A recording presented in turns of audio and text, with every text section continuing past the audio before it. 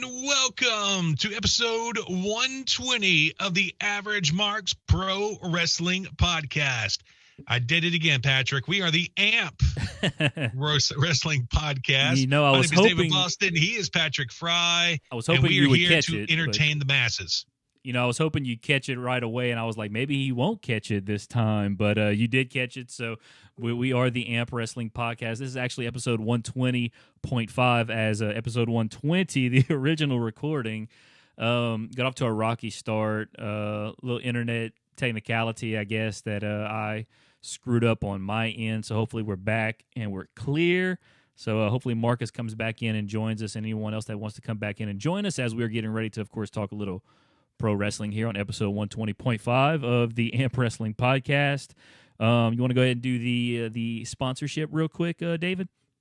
Yeah, before we get into the sponsor, though, I would be remiss if we didn't mention that today was Cruz's birthday. That is right. We did mention that on the original recording, but we might as well mention it again. Cruz Smith, Marcus is back. Loyal listener, and also guest on many times. And if you didn't listen to the original podcast, and if you've listened to us before, or the original recording, that is, Cruz is always the guy who used to he'd make the gimmick unscheduled pick when we did the PW scorecards, and he'd always choose a hockey player from whatever city they were in. So he's a big NHL guy. So yeah, happy birthday to Cruz. I don't know how old he is. I know he's a little bit older than me. I would say, I'm guessing he's 32 or 33 is my guess, but I don't know. You bunch of young bucks. I know, man. Well, I guess on the tail end of that here, and yet I'm in the 30s club myself now officially. So I'm creeping up on that 31 too. I don't know how I feel about that, but it's whatever. It's life, you know. Nothing I can do to turn that around.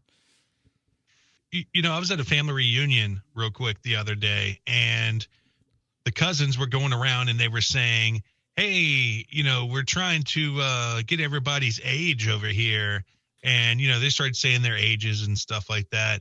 And I was like, you guys look fantastic for your age. I'm like graying like a mofo over here, and everybody else looks like they're in their 30s. You know, I'm getting a little gray myself. I'm getting a little gray myself. I got a few, and honestly, I don't even know if it's gray. It's more like white. I think I got 2 or 3 little white hairs on my beard myself here. I've seen. I don't know if it's stress related or what. I wouldn't be surprised, but it could be it. But you know, you're gonna let it roll, or you're gonna throw some Just for Men on it? No, I'm just gonna let it roll. I ain't worried about it. If it grays out at 31, so be it. It doesn't matter to me. As long as I got hair, I don't care what. You know, it could turn whatever color it wants.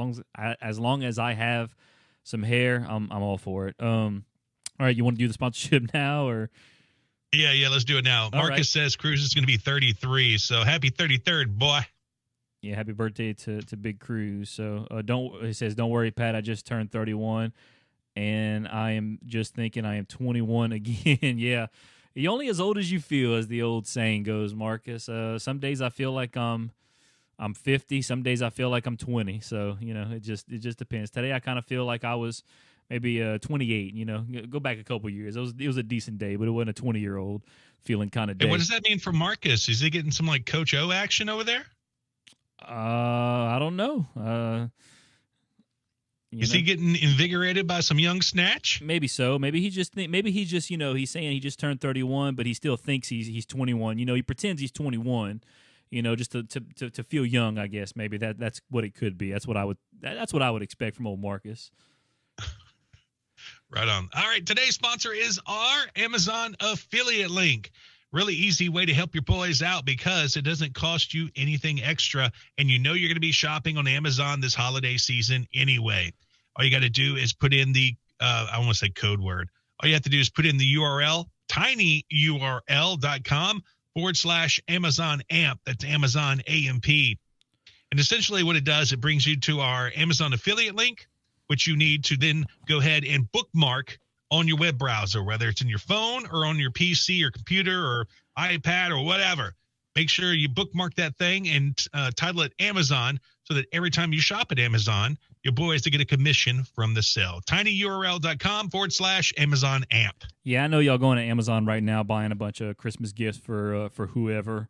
So make sure you use tinyurl.com/Amazon amp and get your holiday shopping done that way and help your boys out by hitting that link. But okay. We need to get Coach O to use our affiliate link. All that stuff he's buying for all those hoes. Yeah, well, I don't know. Some of them might be, doing it for free. You never know. But so on today's episode, episode number 120 and a half of the Amp Wrestling Podcast for Tuesday, November 23rd, 2021, we're going to review Survivor Series that happened on Sunday. It was a pretty decent show from what I didn't watch it, of course, because once again, Peacock is trash. And read some stuff and everything. It seemed like, there was a few things to talk about, obviously, but overall, pretty decent show. A lot of people were disappointed that The Rock didn't show up because it was one of those scenarios where they basically teased him all night long. Not necessarily, basically how they teased Punk. They basically said Punk was going to be there without actually saying Punk was going to be there, and not necessarily saying that they said The Rock was going to be there, but they teased a lot of Rock things, and they were pretty much billing Survivor Series as Rock, Rock's 25th anniversary since he debuted and everything. So you would think he would have shown up, but did not. We'll talk about that. Also, last night on Raw, the most interesting thing that happened at Monday Night Raw actually happened off the air, and a fan attacked Seth Rollins on Raw. We're going to talk about that. That's been a very uniquely developing story over the past 24 hours, I tell you what. So we'll talk about that. Also, last week, more WWE releases. We'll talk about that. Also, some comments that Big E made about AEW and wanting to maybe open that forbidden door. I thought those comments were very interesting. We'll talk about that. Kenny Omega's injury. I think we talked about his possible injury last week, but just how long is he expected to be out? We'll talk about that. And then in the rumor mill, some trouble in paradise maybe for Andrade and Charlotte. I think that's the only thing we got in rumor mill, huh, David? Turn the mic off. That's it.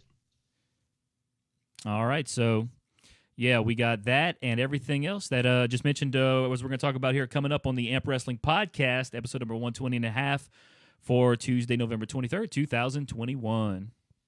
Follow us on your favorite social media platform, Facebook, Twitter, Twitch, YouTube. We are there. Just search Amp Wrestling Podcast. All right, so Survivor Series was this past Sunday. So obviously one of the big four pay-per-views. It's Raw versus SmackDown, champions versus champions. Let's see. We're going to start it off here. The Intercontinental Championship, Shinsuke Nakamura, or the Intercontinental Champion, I should say, Nakamura, taking on United States Champion Damian Priest.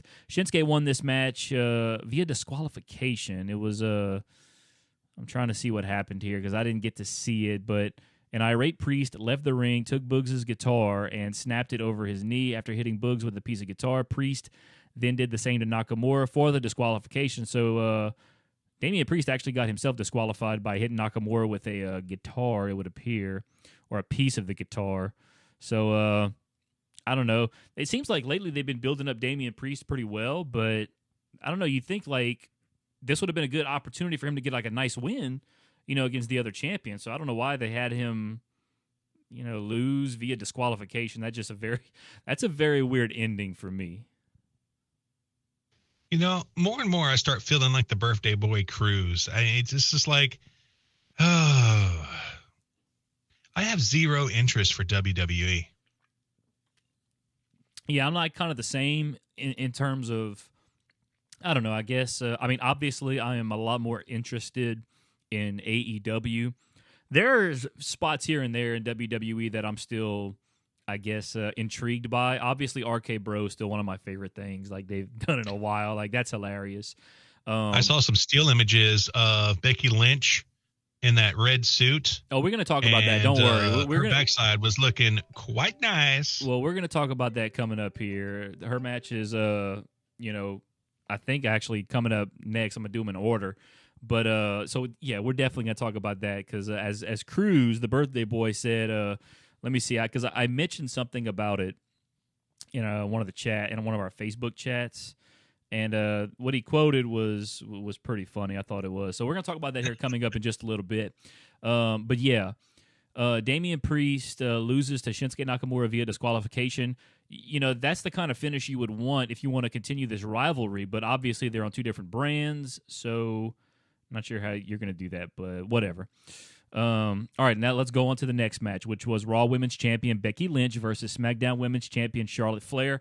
And I woke up, or I don't even know if I noticed this on Sunday night, but a lot of folks were talking about Becky Lynch's backside on Monday morning, and there were a lot of, obviously, images and still shots from the pay-per-view.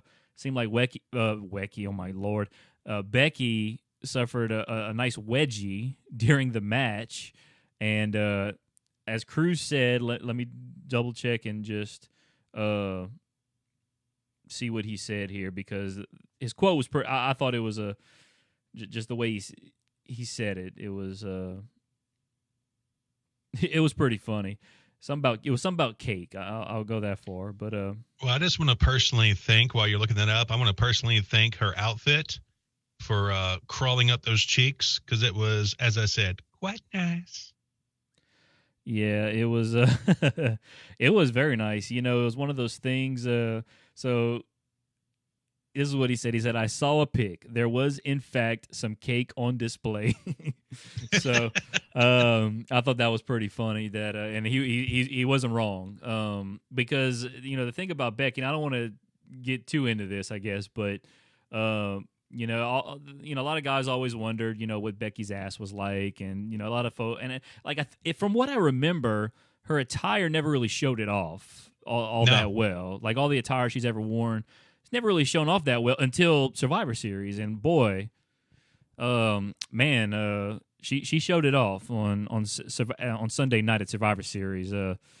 I don't know if she always had it like that or if she just got that, because I know after, obviously, she had her baby, like, she really hit the gym and, like, been killing it in the gym. And, I mean, she looks like she's in phenomenal shape. So I don't know if that thing's always been there, but it's there now, and it was a great sight. There was a great image. I think Becky actually posted it on her Instagram when she was walking out to the ring. When she was walking out to the ring, like, this was before it was even pulled up, obviously, in the match, and showed off more of it. But, man, it even looked fantastic.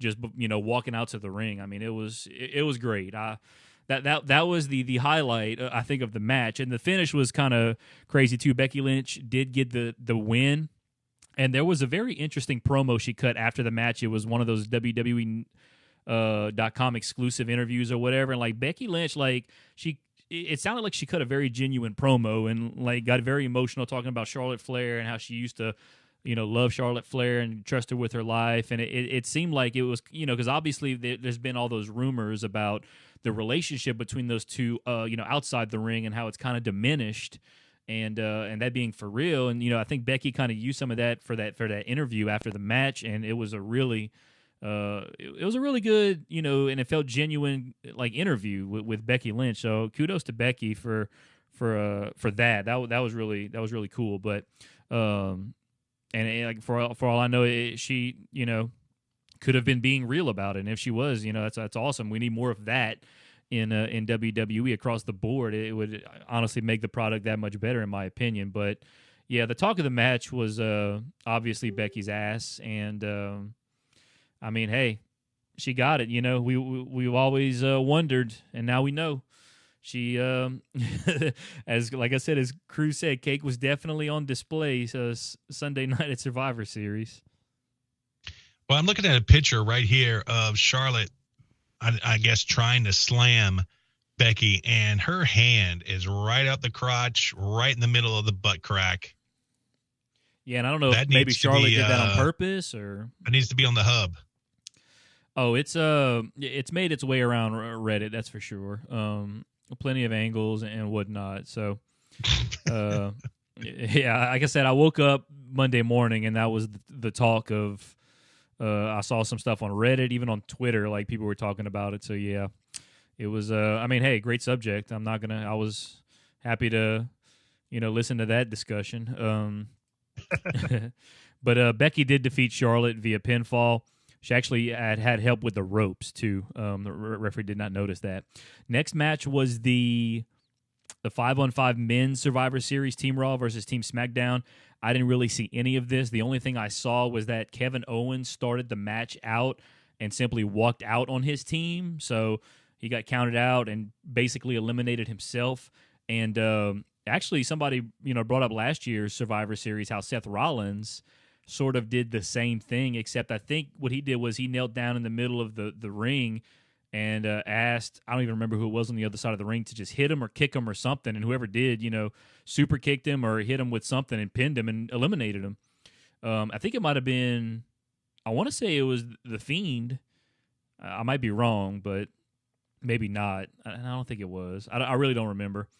But so it was kind of like some people played it off as Kevin Owens kind of, I guess, giving a little bit of payback there to Seth Rollins, so to speak. But that's all I saw of that match. I did see Seth Rollins was ultimately the sole survivor, so Team Raw did win. But yeah, I got nothing else really on that match. I'm reading the CBSSports.com results, and they gave that match a B-.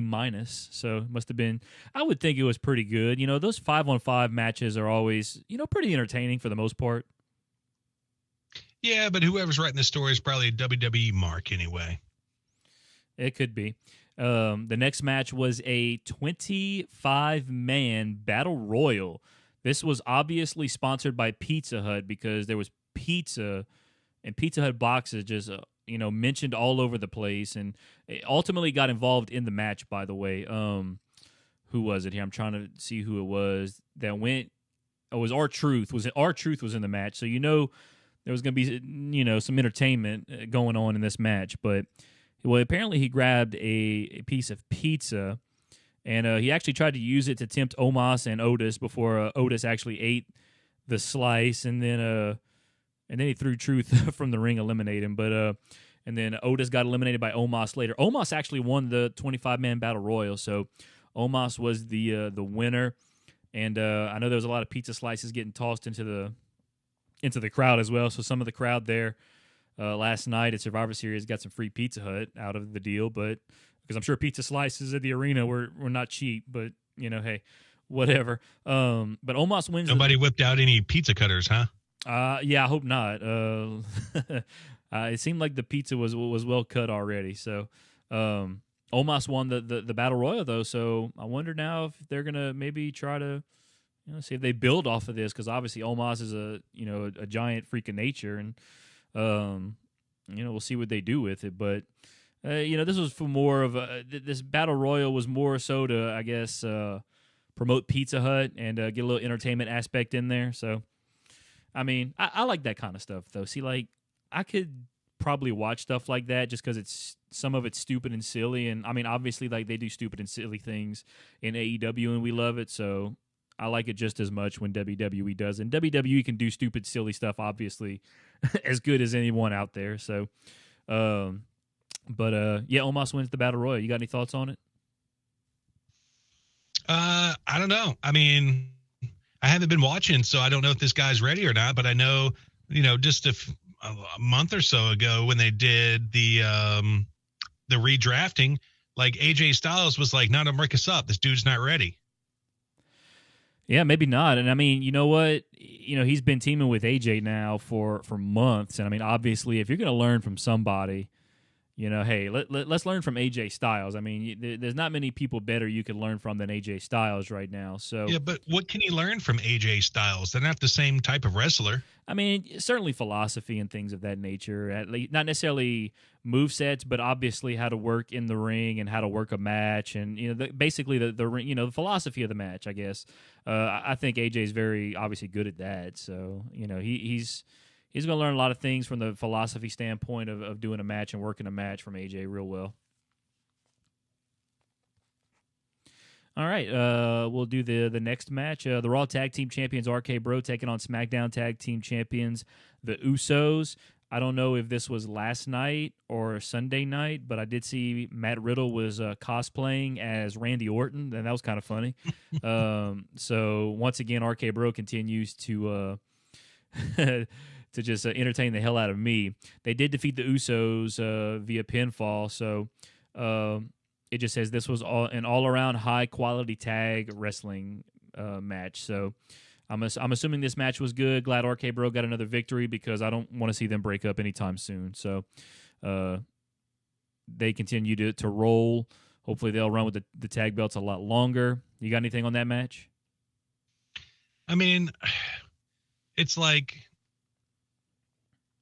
so you got the bloodline, and you want Roman Reigns to seem like he's this all-powerful dude. I mean, why are they booking the Usos like they're a bunch of stooges? Well, if they're part of the bloodline, they should be elite too. They should go over. Well, I don't know. I mean, because obviously you have Randy Orton, who he's one of the greatest singles guys in the company right now, and in my opinion, RK Bro is pretty over. I think they're really over, and obviously Matt Riddle's a legitimate athlete, and Randy Orton's resume speaks for itself. So them two as a tag team, I think that's a legitimate tag team, and obviously, I feel like these two teams put on a hell of a match, and like it's not one of those things where the Usos really got buried, but somebody obviously had to win, and I guess you go with the more popular team right now. You go with RK Bro because obviously no titles won the line or anything like that. So I think having RK Bro win's a good thing. And I mean, I don't think the Usos are going to, look any less weak losing to them than they would anybody else. Marcus said it was last night on Raw when Riddle brought out his inner voices. Okay, so yeah. See, I didn't watch Raw last night either, but I started seeing pictures circulate of him cosplaying as Randy Orton, and man, that looked like some funny shit right there. Anything else on the tag match? Nah. The next match was the 5-on-5 women's traditional Survivor Series match, Team Raw versus Team SmackDown. I did not watch this match. I didn't see anything from this match. It says Team Raw defeated Team SmackDown with Bianca as the sole survivor. So I did see the finish of this match. So Bianca continues to Bianca's had a hell of a resume on her this year. She won the Rumble. She main evented WrestleMania and won night one. Now she's the sole survivor of the traditional Survivor Series match. So she's had quite the run this year, and I suspect she's only going to get better from here. So I have no issues with Bianca. Obviously being the sole survivor here, you continue to build her up. One of the up and coming stars. Bianca's hot. That's all I got. Obviously, I think she's attractive, but I don't know. She just, don't get me wrong, she's attractive, but obviously, I don't know. She's I don't know how to say this without sounding, I don't know, like an asshole, but I don't know. She's not one of the girls that walk into the room. I'm like, damn, more so of a damn that girl's fit, but I don't know. She's just not, I guess she's not my type. I don't know. But she's definitely attractive, and I don't know. I guess I don't drool over her as much as most other women, but yeah, she's obviously hey, she is attractive, and maybe it's whenever she's I don't know, maybe it's in her the hair. I think in that long ponytail for some reason that obviously she doesn't wear that in real life, but if someone did wear that in real life, I'd be I don't know if I could do that.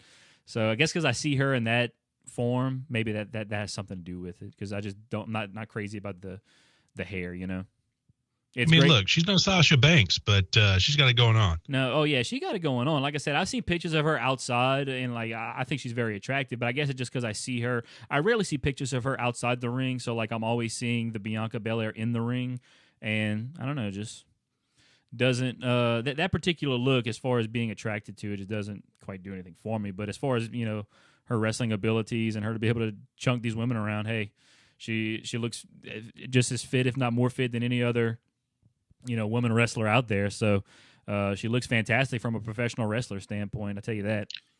What does EST stand for?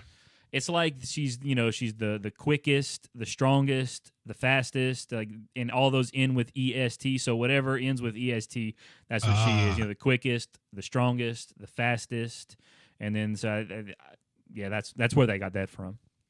I gotcha. All right, and anything else you want to add to that match? No, that's all I had. And then the main event was a WWE Champion Big E versus Universal Champion Roman Reigns. I did not see anything from this match, although according to the grade they gave it an A-. So it must have been a very, very good match. I suspect these two dudes put on like one hell of a show, man. Like these two guys, I think, could put on a hell of a match. But Roman Reigns did defeat Big E via pinfall. I'm not surprised.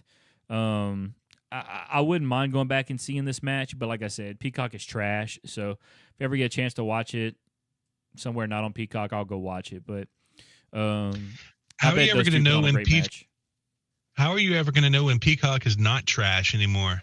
Well, whenever if I had, it's been a while now. I haven't seen anybody really complain about it, so maybe it's not becoming trash anymore. So, if I don't see anything bad written about Peacock between now and the Royal Rumble, I'll get it for the Rumble. And and if it works, I will come on here that following week and say Peacock is no longer trash. But I will reserve the right at any point to be like Peacock is trash again. But the last few times I used it, I was like, nope, can't do it. Could not do it. But you got anything on the main event? I mean, I didn't see it. I know you didn't see it either. But Roman beats Big E. I mean, obviously they're going to try and build Roman. I mean, I think I read a thing a while back. It was a few weeks ago, maybe a month or two ago, that they're trying to make Roman Reigns like the greatest of all time. So he's about to run through just everybody, and then maybe they'll throw the Rock at him, and he runs through the Rock. And I mean, after that, like, what else can you do with this guy? Like, I don't know. Throw Parker Boudreaux at him, the next to Brock Lesnar, and see what, I don't know. But I just don't see this dude losing anytime soon. And right now, at last I heard, apparently The Rock didn't even, wasn't going to wrestle at WrestleMania. So I don't even know what's going to happen. But all of a sudden, they teasing us with all this Rock stuff. I think people were expecting The Rock to show up maybe after the match and, like, start setting up a possible long-term, feud or a match down the line at WrestleMania with Roman. I don't know. But I guess we'll find out. Time will tell. Bro, and you said Parker Boudreaux. Like, what happened to that dude? Like, the photos that we saw before he got signed to NXT, this guy was like, extremely cut, muscled, beefcake. And then I saw a video of one of the first times that he came out. And he was like in the stands in NXT. He looked like somebody's big fat ass uncle. Good times. Yeah. Did you see that? Which one was that you said? When he had like his debut in NXT or something like that, when a dude was coming out and I can't remember what they're calling him now, but Parker Boudreaux was like in the stand, standing up, looking like he had just worked on somebody's car. Yeah, I still haven't seen it. I mean, I've heard bits and pieces about it, but I think they've already kind of screwed the pooch with that character. I think his name's Harland. Is his name now? His name? Yeah. But what happened? He lost all his muscle. It's like this dude used to be a Goliath. I don't know. You got me on that one. They don't have a set of weights over there at the training center? I don't know. I have not seen. I really haven't. I have not watched NXT, and I think that since the first night they changed brands to that NXT 2.0, I watched that first night, but I haven't seen anything since. So, and like I said, I've seen bits and pieces of people talking about Parker's character, but it doesn't seem like it's taken anybody by storm. So, yeah. Like, you remember those pictures that first came out of him? Oh yeah, before like, he was. He looked like he would have looked like Braun Breaker. Oh yeah, like I said, everybody was building him up as the next Brock Lesnar, and I was like, yeah, y'all are over. And I was like, man, y'all really hyping this dude up. Like, I guess we'll find out. And obviously, you can only go so far as what WWE is going to allow you to do, and. It seems like WWE for now. I mean, I'm not saying because obviously, I mean, some of the greats in the past have had terrible gimmicks to start out their career, and it worked out for them. But as of right now, I don't know the way WWE's been working for anybody. I don't know how you can expect this guy to be the next Brock Lesnar, at least being where he's at right now. Obviously that's not their plan. What their plan was when he came in, they said, "Hey, look, all this muscle you got, it's not going to work for Harland. You got to lose all this muscle, stop working out, start shoving your face with carbs, and start losing all your hair. Yeah, I know it's crazy what they got that man looking like now, but yeah, I guess we'll wait and see what they do with him because boy, I tell you what, this is not what I expected him to be whenever he came to NXT. But hey, whatever. Before we start talking about more WWE, can we have an AEW break? Yeah, sure. Am I the only person on this planet that realizes that Cody Rhodes is Fuego's tag team partner in Too Fast, Too Fuego? Is that a movie or? No, it's Fuego del Sol's tag team. Yeah, but like when it's did two people dressed up like Fuego del Sol, and the second one is obviously Cody Rhodes with makeup over his dumb tattoo.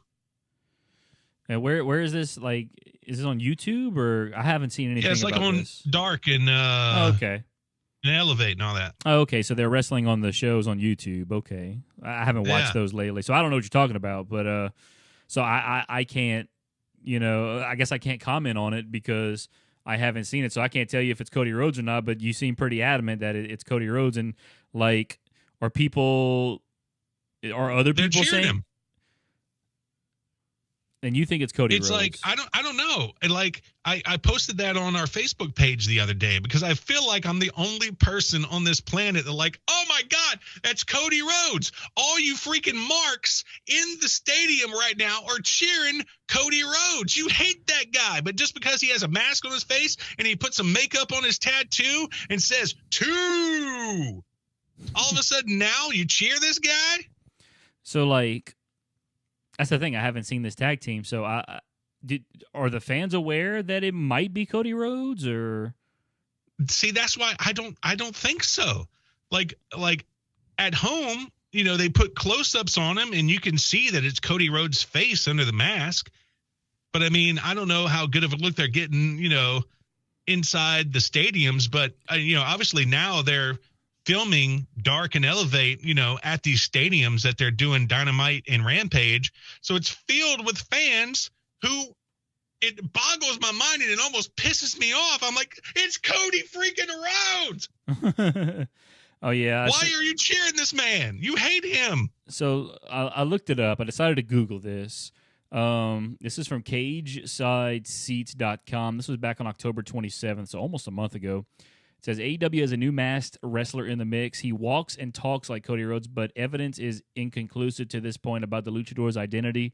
On Tuesday night, Dark, Fuego del Sol, blah, blah, blah, blah. Let's see here. I don't know. So Fuego 2 wrestled in the ring. Moved similar to Cody, but there were slight variations on the drop down uppercut by Cody. Fuego used a knee strike instead. Taz was not impressed with Fuego 2's skills. I don't know. I'm trying. This goes back to a gimmick that his dad did, like in I think Georgia South Wrestling, where he was like suspended. But he put a mask on. Yeah. Oh, well. And still wrestled. Well, I'm seeing, it seems like Cody, and I don't watch these vlogs. Apparently, this is a thing with the vlog, with Sammy Guevara's vlog. It says the Fuego 2 persona was introduced. The vlog crew, yeah. So, yeah. And I've seen like a screenshot or a thumbnail of one of the vlogs, and I see Fuego 2, and I see the dream tattoo on Cody. So, yeah, that's definitely Cody Rhodes. Yeah. So I don't know. Like I said, I haven't seen any of this. This is the first I'm hearing of this. So I don't know what to think. I mean, I don't know. But what are these marks going to do when one day he takes off the mask and you find out? I'm going to my Jim Cornette mode right here, and you find out that the Fuego 2 that you loved was Cody effing Rhodes. I don't know. It'll be interesting. Who knows? Maybe Cody's just going to ride this because he knows it's the only way he's going to get cheered. So I don't know. Maybe like the like a Chicago crowd might not fall for it. They might still boo him or something like that. But who knows? I don't know. We'll see because they're in Chicago this week. Yes, they are. They And are. I'm sure, But I I'm don't. sure Too Fast, Too Fuego is going to have a match on Dark or Elevate or something. Maybe so. I guess we're gonna find out. Anything else you want to add to that? You seemed pretty adamant on adding that in there.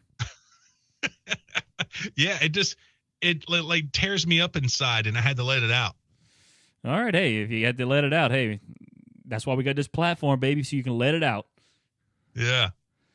All right. Okay, let's proceed with more WWE stuff. All right, so this is probably the most interesting thing that's happened in WWE in a while. So last night on Monday Night Raw, Seth Rollins, I don't even know what match he had, but he was on his way back, and out of nowhere, as he's walking up the ramp, He had just beat up Finn Balor. Okay, yeah, so he just beat up Finn, and he's walking back up the ramp or the walkway. It's not even really a ramp anymore, but a walkway. And out of nowhere, this fan comes from like around, like not coming out from the entranceway, but like the side of the entranceway, and just spears Seth Rollins and like takes him down. And like when they're on the ground, like Seth kind of has him like in a little headlock, and then like next thing you know, like all the referees and officials jump on this dude, and Seth gets up and just kind of like hollers at him, like, "That's all you got," this and that, and proceeds to kind of walk in the back, and they carry him away. But man, there's been some times where, fans have gotten into the ring. One that I remember the most notably was the one where the fan got into the ring. I think Eddie Guerrero was climbing a ladder, and the fan like tipped the ladder over and then like took off. And like, but other than that, like this dude spearing Rollins, like, because like a lot of times guys jump the rail, they barely make it to the ring, And like this dude full on speared Rollins, like holy. What about the one in Germany when the guy was trying to get to Stone Cold, but Triple H grabbed him and beat the crap out of him? Yeah, I mean, like I said, he kind of got to Austin, and then Triple H got up and just, because there's a video of that obviously on the internet that has made the rounds over the years, but Triple H just straight up suplexes this dude, just starts beating the crap out of him. Yeah, that was. That's always a cool story to hear Stone Cold tell. So, I mean, there's been times where a fan tried to get into the AEW ring back over the summer, I think when they just came back on the road. So I don't know if it was the first night they were back on the road or one of those first nights. Fan tried to get into the ring, and like Jericho, I think, hit him or tried to hit him or came close to hitting him. So, some of these fans get a little brave. Now, here's the interesting part about this. Let me see if I can pull this up here. So apparently, the fan who attacked Seth Rollins, I think it was a plant. No, apparently this guy, and I saw a couple of things, like apparently this guy went on, social media today and was claiming that he did it for his cousin Roman Reigns and the Usos or the Bloodline or something like that. And then apparently he got like catfish and scammed he got scammed by like a catfish Seth Rollins account or something. And I don't know, there's stuff all over the internet about it. I didn't really get a chance to look into it, but like this is kind of just a crazy story. Like I'm still trying to like put it all together. Then apparently last night there was another incident with a fan that took place after Raw. According to some reports, Elijah Spencer, that was the guy's name, by the way, that speared Seth Rollins. I think that's how it's Elisa, Eliza or Elijah Spencer, I guess is how you say his name. There was also reports that there was a fan who was ringside during the post-match 7-on-7 Lumberjack Dark main event that wound up being ejected by security. The fan was reportedly trash-talking multiple WWE superstars throughout the night. At one point, Montez Ford appeared to wave him off. On the other hand, MVP and Sami Zayn appeared to have been getting animated with the fan in question. So another guy, I guess, got like escorted out last night. According to a report, the fan was harassing Montez Ford the most. He did it earlier in the show and again in the dark match main event. He also tried to walk past security as they were trying to get him.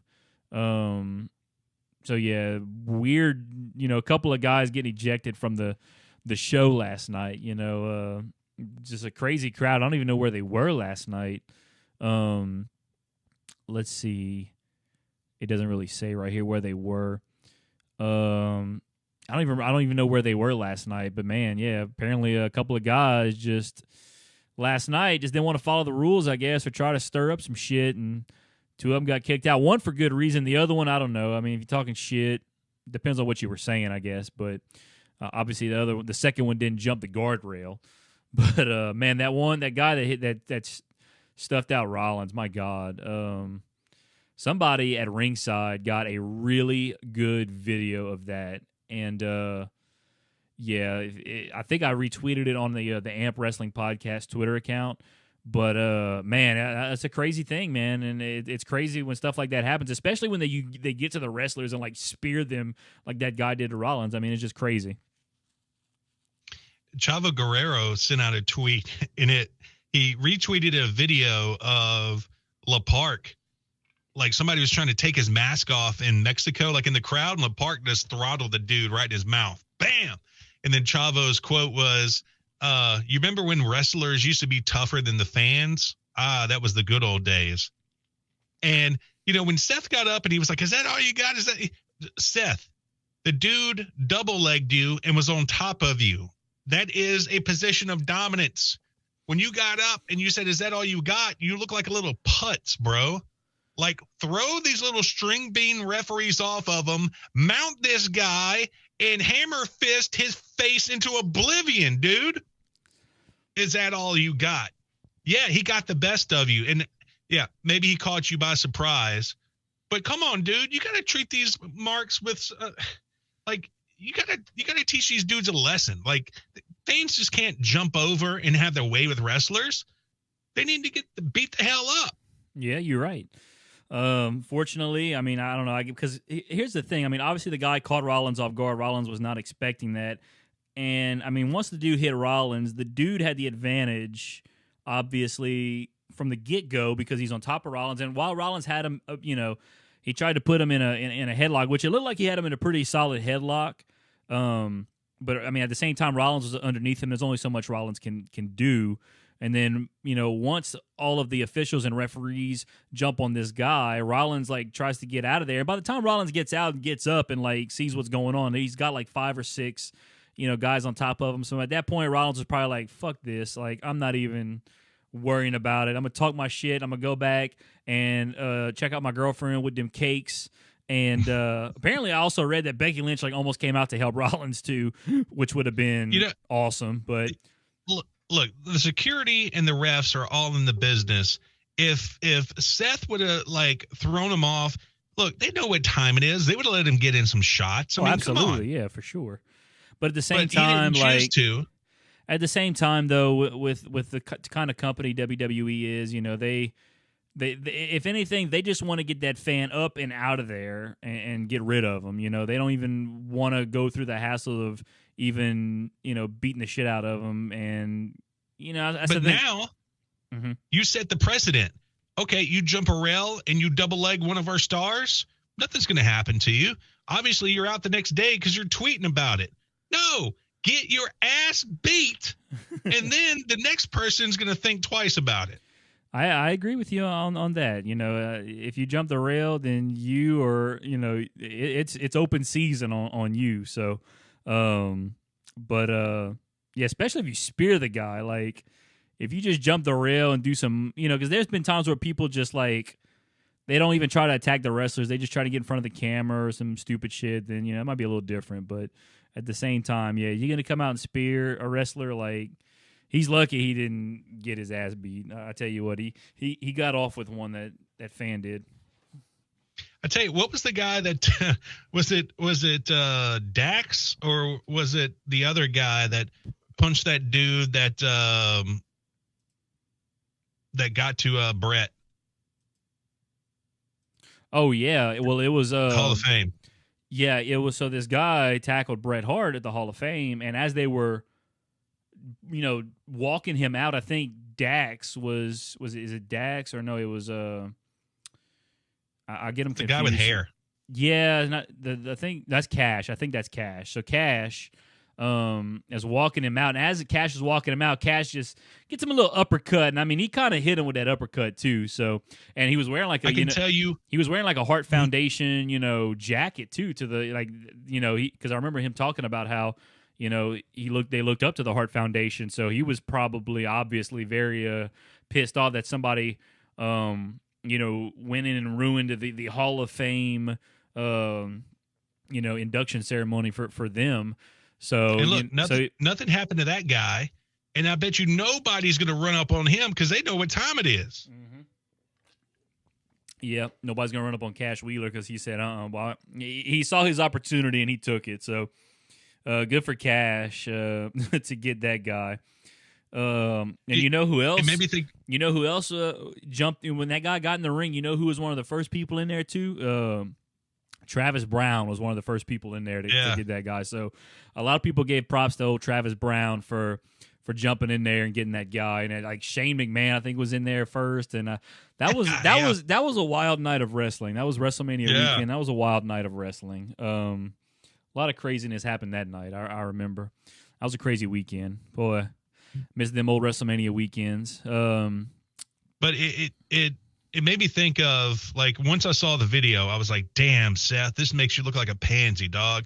And it reminded me of a thing from Jim Cornette's podcast where he said, the only person in the wrestling industry that I've ever saw get worked over by a fan was Jimmy Hart got beat up by a fan one night.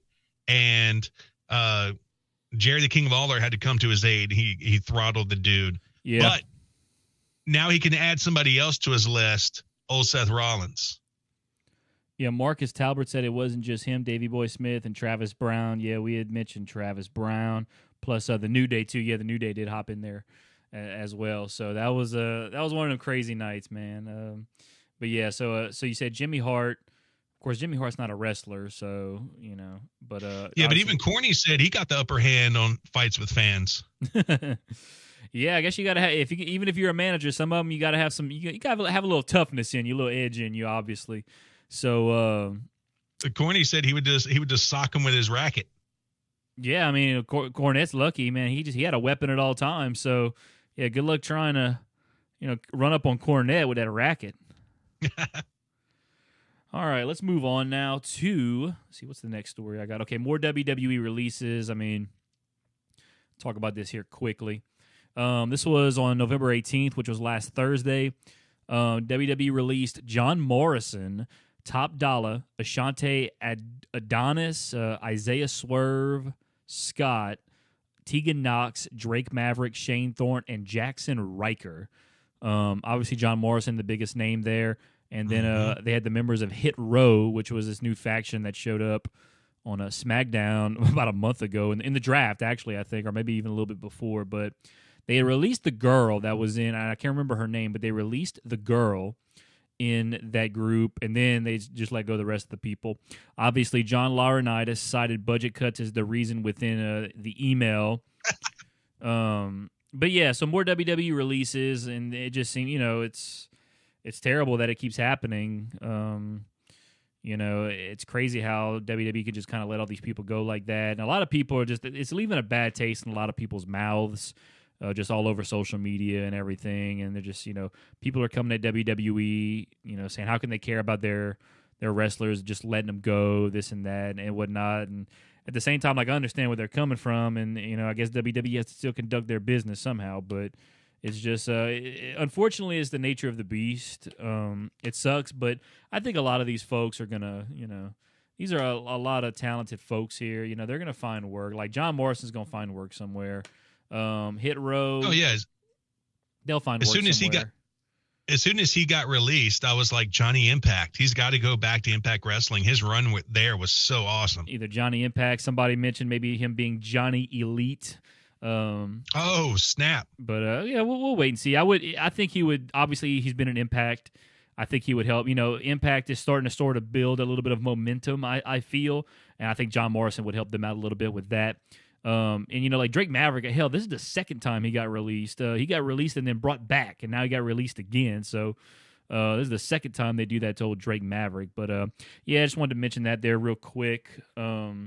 let's see. Drake B-Fab Mavericks. B-Fab was the girl with Hit Row. That's true. Marcus said B-Fab was the girl. And then he says, and there's a video going around of Woods being at an G4 event and finding out live on camera. Oh, yeah. That's like, I think Adam Cole was on, Bebe was on Twitch when he found out certain people got released and whatnot and stuff. So, yeah, it's crazy. You know, when they do that, obviously a lot of these people, they all work together, and it could be a little emotional, a little shocking and whatnot when this happens. But yeah, more releases, and I mean, at this point, you'd like to think there's no more coming, but I mean, it's almost seems like it's inevitable that another round of releases is going to happen at some point. When, we don't know, but you know, that just seems to be the norm these days with WWE. I would love to see AEW pick up Drake Maverick. He's so good on the mic. And then since he's so small, put him with just like a Hulk of a man, and he would be his manager, and he'd be like that yapping little, you know, ankle biter dog. And the other guy really doesn't say anything, but, you know, he gets you all worked up, and then the big dude comes and takes care of you. Yeah. Yeah, I mean, obviously he's a great wrestler too, but yeah, I certainly think he'd be a great manager as well. But yeah, so another round of WWE releases, and yeah, I guess time will tell if there's any more. I don't know her name in NXT, but remember Taya Valkyrie? She got signed to NXT. Is she still on the roster? No, well, let me see. Let me look. I want to say she might have got released. She was like in one of the last. Well, they can both go back to Impact. Let's see. Yeah. A professional wrestler. Let's see. Yeah, I don't think she's with WWE anymore. She was for a little bit. Obviously, she's married to John Morrison. Let's see. Somebody keeps trying to call the radio station, but I ain't answering, dog. Marcus said no. She got released before John. Yeah, that's what I thought. She had gotten released. So yeah, she's not there either. So yeah, maybe they can go back to Impact and make some noise there. All right, let's move on now to some comments that Big E made about AEW. Big E would love to see wrestlers from AEW and WWE walk through the quote unforbidden, the forbidden door, and appear on each other's programming. The reigning WWE champion discussed the dream scenario during an appearance on Barstool's My Mom's Basement podcast with Robbie Fox. This is what Big E said. I have friends over there. I have people who I think are incredibly talented. Might not be friends, but I'm a fan of so much that is going on over there. Big E addressed the tribalism that exists between WWE and AEW fans. He's not a fan of loving one and hating the other, but he's glad people are engaged. I know fans love the sniping, sniping, and the love. The back and forth, and I think it's often entertaining too. It's not really my cup of tea, but there are so many people I root for over there, and I think competition is great for everyone all around. I'm glad fans are engaged. It's not my thing, but do you? People love pot stirring, and it's interesting. So, Big E, obviously the WWE champion, all for Forbidden Door scenario with AEW and WWE. I would love that. I think WWE would benefit from him probably just as much as AEW would. I think AEW obviously would benefit from it too. And also, I don't think there's a snowball's chance in hell that it ever happens. But hey, I guess a guy can dream, right? I don't like it. Not a fan? No, I don't like it at all. Like I want to see two separate shows going at each other's necks. I don't know. Maybe that's because I'm just a product of the original Wars. Yeah. And I loved what Bishop was doing. Bischoff? Yeah. Yeah, I love what Bischoff was doing, reading, like, even though it backfired and it didn't do what it was intended, but when he would read, who won the matches and who lost the matches and what was going to be happening on the taped version of WWE, like, I thought that was hilarious and ingenious. And, like, I mean, I know Tony Khan would never do that, but, like I want there to be kind of a war between the two companies. Yeah, I feel you on that. And obviously, like you said, them reading off the results on Nitro obviously came back to bite them in the ass. As it, the night Mick Foley won the WWE title, it was pretty much over from that point. But like, I love the whole us versus them mentality. yeah, and I like it too. And like I said, competition's better for everyone. I'm hoping WWE eventually, feeds off that competition, but who knows at this point? It doesn't seem like they are, but I don't know. I think it'll be awesome, but once again, I would also bet on this never happening as well. Like, I think it's great what they're doing. Like, keep bringing in some New Japan dudes every once in a while. Where is Will Ospreay? Dang it. And then come into another agreement with Impact. You can't ask for anything better than that. No, you can't. All right, let's move on now to the next topic. It's the Kenny Omega injury. Obviously, it's Kenny Omega. Kenny Omega's been hurt now, apparently for a while.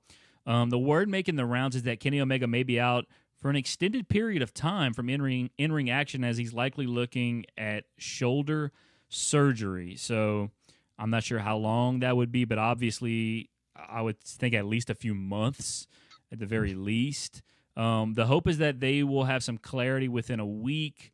Omega had been badly banged up even when the promotion launched in 2019 following a grueling run in New Japan Pro Wrestling. And that's all it says, right? That's from Mike Johnson from PW Insider. So, yeah, and we talked about it last week. Let Kenny go away and let him heal. Let him obviously get back to 100%. He's been carrying this company on his back for the better part of the year and the pandemic as well. Well, at least good portion of the pandemic, a good portion of the pandemic where there were no crowds in pro wrestling. But, AEW is so stacked right now with talent. Like, you can afford to have Kenny Omega take some time off, get healthy, maybe come back. I don't know, maybe let him take some time off and come back after Revolution, maybe, have a build up to Revolution, maybe the week after Revolution come back. And, if assuming he's healthy by then, assuming he's 100% by then, which I don't know, maybe he might not be fully healthy until Double or Nothing next May. I don't know, but I do know that AEW has so much talent right now that they can afford to let Kenny Omega take a big break. And then when he comes back, he just shows up unexpectedly. Crowd's going to go nuts for Kenny Omega. And assuming you send him back in the right or you slide him back into the right at the right moment, you're going to have yourself something special. Because Tony Khan's been doing a fantastic job booking AEW as far as, like having people return. And, I mean, to me, he booked the Hangman return perfectly when he just came back to earn that title shot against Omega, which ultimately he won.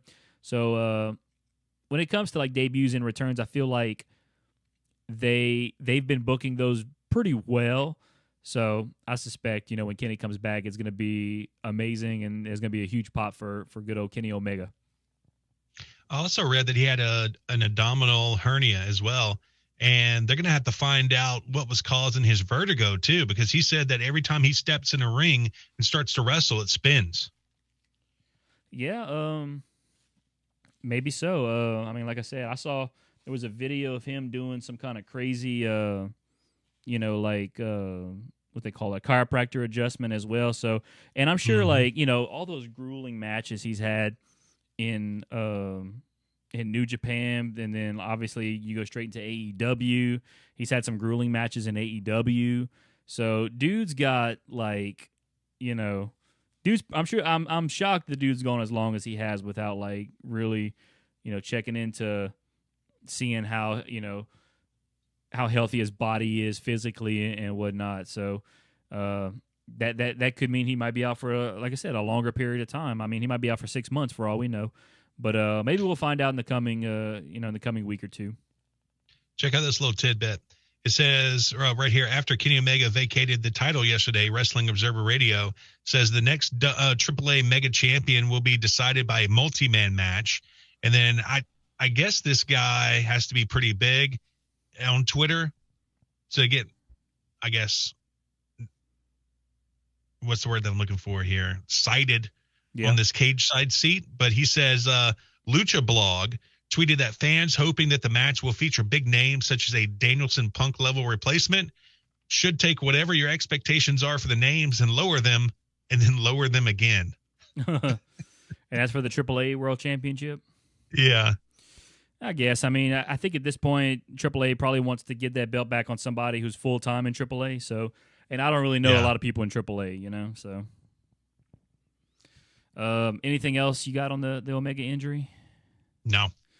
All right, well, in that case, it is time for Rumor Mill. We got one thing tonight for Rumor Mill. So, David, I know you got it over there. Seems like there might be some trouble in paradise. Remember, Bryce Boudreaux could have broke this on our podcast. He was the first one to see Charlotte and Andrade when they came and wrestled here in Lake Charles, shack up in a hotel. He didn't tell nobody until they left, and it was already out. It's a lot, Bryce.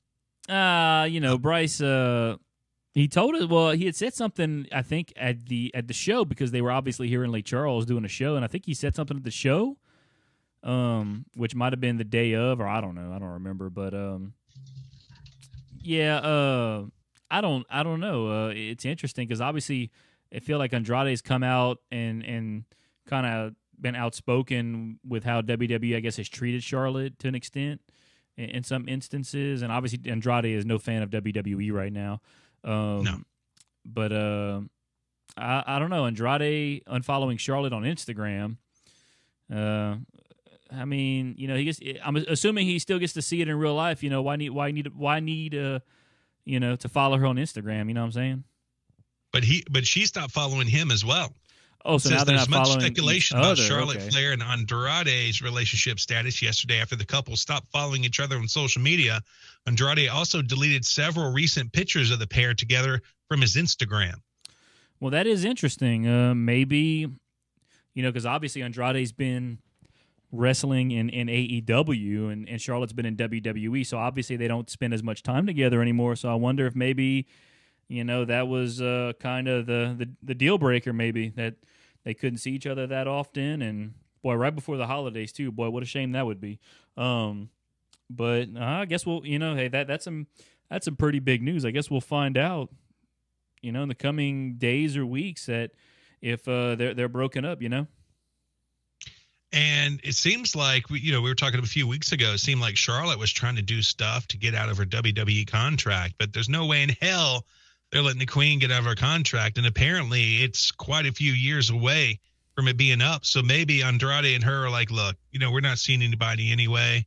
Let's go ahead and go our separate ways, bang separate people. And when I get released and come to AEW, we can do our thing again. I guess, that obviously, could be that'd be wild. Hey, let's just screw other people for a little while. Then when you get released, we'll talk again. That's. I mean, hey, screw it. Bringing it up to in 5 or 6 years, you'll be with me. It's okay.